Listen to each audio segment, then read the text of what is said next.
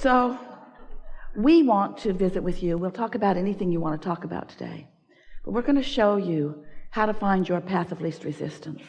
Because we know for sure that you are source energy in physical bodies. And we know for sure that your life has helped you to define what you want, and that you have launched rockets of desire that have caused a trend. They've caused a path. These continuing identifying of what you want has caused a momentum. It's caused a becoming. It's caused an expansion of your being. It's caused an evolution of who you are. It's caused an expansion of the source within you. And it's big, and it matters, and it's real, and it's vivid. But you've got to get in the receptive mode of it in order to get in sync with it. Your athletes know when they're in the zone, and that's all it is. They know when they have hooked up with that vibration that allows them to express in this moment, right now, this red hot minute, the whole of who they are, the desire that they hold, the physical vitality that they know, the agility, the timing, the harmonics of the physical body, the ability of the body to respond to the vibrational harmonics. They know that it's a physical game. Of course they do. Of course you're in a physical game, but it's a head game. It's a vibration game. It's a vibration game. It's a vibration game. It's an alignment game. Alignment trumps everything. So often there are things that you don't want to give up. I don't want to give that up. We say, if we were standing in your physical shoes, we would be willing to give up everything but alignment. Because in alignment, everything that you want must be yours. In alignment, you find the receptive mode. And when you find the receptive mode, then you are tuned in, tapped in, turned on. Then you're in the right place at the right time. Then amazing things happen, and the universe demonstrates to you over and over and over and over and over again how blessed you are, how loved you are, how aware of you we all are, you see. Until big things and small things that you would say don't amount to very much, demonstrate to you your constant worthiness. The other day, Esther was walking with a friend around the loop where she lives in Del Mar. And they're walking around the loop, and they came to this house, and it had a for sale sign on it. And Esther said, I know the people who were renting this house. Really cute young couple. She said, one day, Jerry and I came around the corner, and here is this young man on some sort of weird bicycle contraption. It didn't have normal pedals. It was like a different kind of pumping action. And he was pushing it up the hill rather than riding it up the hill. And Jerry said to him, pretty steep hill, isn't it? And he said, no, it's not that. My wife gave it to me for my birthday today. And they put it together in the shop. And then they had to disengage something in order to get it in her car. But she didn't realize that they disengaged something. And so I had no brakes. And Jerry and Esther said, oh. So they visited a little while, really enjoyed these really beautiful people, and off they went. That was about 5 years ago. So Esther has not seen them. She has not been there much. She has not seen them. She has not even thought about them in all of this time. Until this day, 2 days ago, she's walking with Julie around the loop, and they see this house is for sale. So Esther tells that story.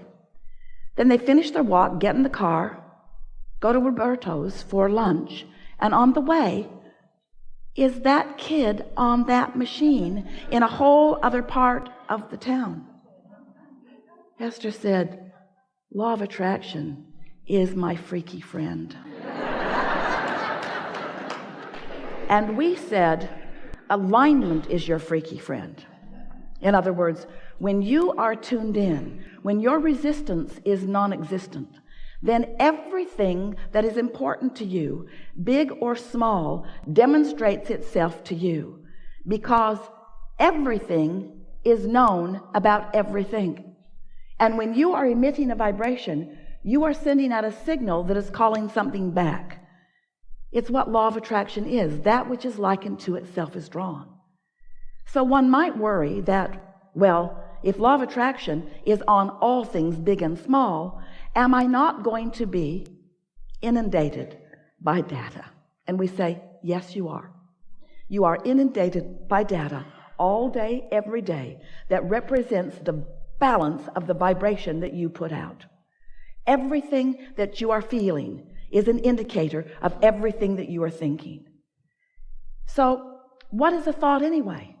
We want you beautiful manifested beings sitting as clumps on these chairs. We want you to understand your vibrational nature. We want you to understand the nature of this vibrational universe. We want you to understand that a vibration is a vibration, is a vibration, is a vibration, is a vibration. You know that story that you've been telling for so long? If a tree falls in the forest and there's no one there to hear it, does it make a sound? The answer is unequivocally no. It does not make a sound, because sound is the byproduct of the translation of the vibration by a receiving mechanism. It takes a focuser, it takes an eardrum, it takes something to turn that sound into something that can be received. Are you sort of kind of getting that? So there are vibrations all around you, and you have practiced yourself into being the receiver of them. We just want you to practice yourself into being the receiver of the ones that feel good.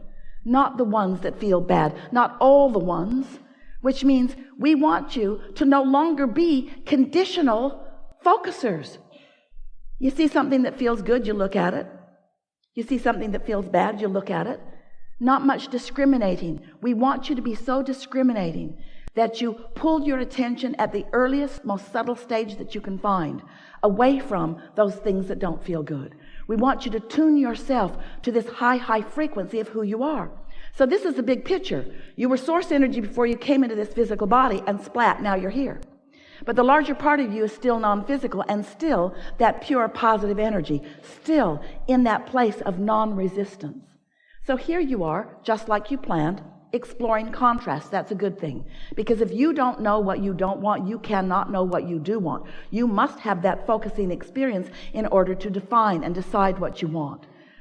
So at all levels of your being, you're launching these rockets. The cells of your body are also launching rockets. You're launching rockets of desire. You're launching rockets. Rockets. You're launching rockets of evolution and expansion, and the source within you is becoming. And now you have two vibrational points of view: the vibrational point of view of who you really are, and the law of attraction path that is being drawn to that powerful point of attraction. And then there's you and what you're thinking. So who you really are is unconditional, meaning who you really are will never look at a condition and try to fix it and use it as an excuse to disconnect from true path. And when you do, you get crossways of your energy. So here's this source energy part of you, calling all things that you are asking for to that you, and calling this physical you to that you, calling you into alignment with who you are. And when you are not fixated on something that you're pushing against, you find that vibrational path easily, and you feel that flow and that ease, where as soon as you think about something, it begins to manifest. So here's the part you might not know, because we've told you all those other parts many times. This is the piece you might not know. So there is this vibration. Could be not perceivable. Could be trees falling all over in the forest and no eardrums there to interpret the vibration into what you call sound. So here's this vibration. But as that vibration evolves, as it gains momentum, it becomes more noticeable to those who are on the wavelength of it. So then, the first manifestation, let's call it a manifestation, the first you turning a thought to a thing, the first manifestation of this vibration is a thought occurs to you and an emotion is so close on the heels of it, you can't tell which came first, the emotion or the thought. But there they are, an emotion within you that is a manifestation of that vibration. And now you're rocking and rolling. Now you are on the path. Now you are in the perceptive mode. So here's this thought. Let's call it your path. And here you are with this thought on this path. Now, if you don't do anything to divert your path, if you don't contradict it, if you don't say, yeah, but, if you don't say, oh, that's a really good idea, but I could never do it, or, oh, that's a really good idea, but I've tried that before and it didn't work. If you don't take that path and divert it, the momentum of that path is going to increase. And as the momentum of that path increases, now your ability to perceive even more is going to happen. So now it's not just a thought and a feeling. Now you're beginning to rendezvous with blue bicycle contraptions in places.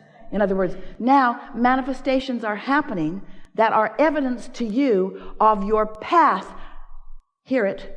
You're not deluded path. You're not convoluted path. You're not contradicted path. You're not shooting myself in the foot path. You're not defensive path. You're not justifying path. You're not rationalizing path. Just a pure thought that is not contested with a belief that you've practiced. So what are you going to do? You have a lot of beliefs. You have a lot of beliefs that do not serve you. And the reason we know that is because you have a lot of desires that have not manifested fully. They get to the idea phase and then you kill them with contradictory thought that doesn't feel good when you think it. It doesn't feel good when you think it. So what most of you do, even though it didn't feel good when you thought it, because you weren't seeking alignment with source, because you didn't understand all that it meant. You weren't seeking alignment with your own inner being or alignment with your own desires. You sought alignment with somebody else's opinion. And they have so many differing opinions.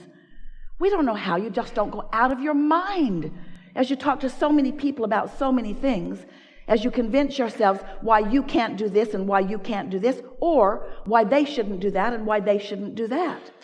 What we want you to understand is that if you could leave the peanut gallery out of everything that matters to you and not dilute or divert your path, that momentum from a vibration to a thought, to an idea, to an emotion, to a rendezvous, to full manifestation would happen with you all day, every day, on everything that matters to you, on everything that matters to you.